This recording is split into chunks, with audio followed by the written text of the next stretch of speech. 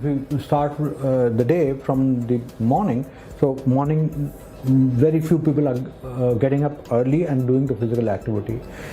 The breakfast is all wrong. So plenty of carbohydrates in the breakfast and less of protein and less of fruits and vegetables. During the day, mostly it is a sitting job, sedentary job. And the lunch is either at the workplace, most of it is junk food. And whatever is taken from home is also junk, because they will wrap parathas and so on in the tiffin. So during the day is also wrong. In the evening, once a person comes back, a typical Delhiite will not do any physical activity. He will switch on the TV and start seeing that. And maybe a couple of packs of alcohol. So you can see the day, how it goes. And possibly it is much more over the weekend. Very few people stick to discipline, exercise and right kind of food during the week time. Diabetes has increased exponentially over the last 30 years or so. And if we take 1975 data, it was only 1 to 2% in major cities. And now it is ranging from 20 to 25% in major cities like Delhi or Mumbai. Now what has caused this? There are multiple factors. Most of them are related to lifestyle. The imbalanced diet, and particularly in young people, the sedentary lifestyle, the stress, the urbanization and mechanization, the alcohol intake, the smoking. So multiple factors here. But these factors do not always cause so much more increase in diabetes in every population. So is there something special about Indian population? But our body is a fertile ground for diabetes. Why fertile? Now what has happened over a period of time? We have faced famine and our bodies were not getting enough food. So body tried to preserve energy in the form of fat, because fat is the best form of energy. Tomorrow if you don't get food, then this is the form of energy they will utilize, the body will utilize, over which now excess energy has occurred.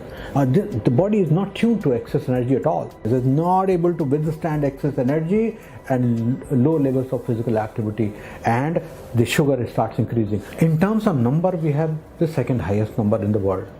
In terms of percentage, how many people out of 100 are diabetic, we are still far behind. Here, what is happening is, in Delhi, it is 20 to 25%. But you go 400 kilometers from Delhi in Rajasthan or maybe deep in Bihar, their diabetes is very low. Obesity is very low. Typically rural area, all these things are very low. Typically urban area, it is very high. And somewhere in between are the grey zones, suburban areas, where it is rising, increasing. When the highest socioeconomic strata had the highest diabetes. So they were affluent, they were highest amount of diabetes found there. But then this particular socioeconomic strata started becoming more aware of what to eat, which is the best oil. They can afford treadmills, they can afford any gym. So they become more aware, they become better.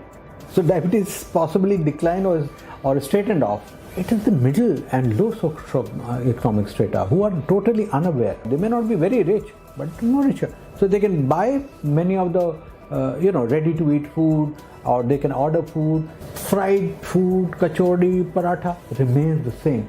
And so combination of factors has put them into the bracket of diabetes, which is going higher and higher. So for example, let's say ghee. The popular misconception that ghee is very good. Ghee is not good. It's energy dense, as well as there's a lot of the cholesterol value in the ghee is very, very high. So these is something which are connected to us in an emotional manner. So these popular misconceptions, the type of calories, the type of oil being used, less intake of fruits and vegetables, more intake of carbohydrates, all these are wrong. I would tell my patients that at least 250 to 300 minutes per week of moderately active exercise, aerobic exercise. So either you're walking or you're swimming or something like that.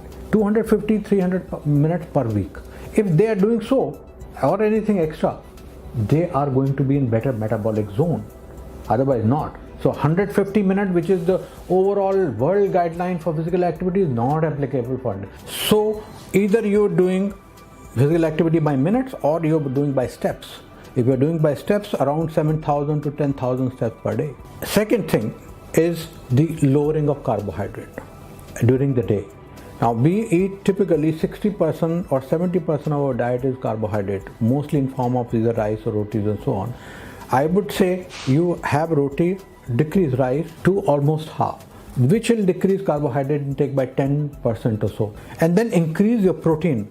Our protein intake is very low because most of us are vegetarians, and vegetarian proteins are not very good source of protein also. And as far as fat is concerned, the best kind of fat. Now, out of fat, the oil that we use, you have to stop vanaspati, you have to stop ghee, whatever solidified in a slightly cold temperature, you have to stop that. And best oils are high monounsaturated fatty acid oil like olive or mustard oil, which are very good.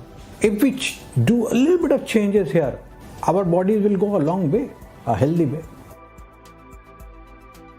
Number one is the sugar sweetened beverages. And I would say in the youngsters or elders, you should not take at all. There's not even a possibility of half a glass. Second is sugar. The pure white sugar is limited to less than around 4 to 5 teaspoonful a day. And if you are diabetic, less than 1 teaspoonful a day. Then third is carbohydrate. Any form of carbohydrate has to be cut. Fourth is right kind of oil.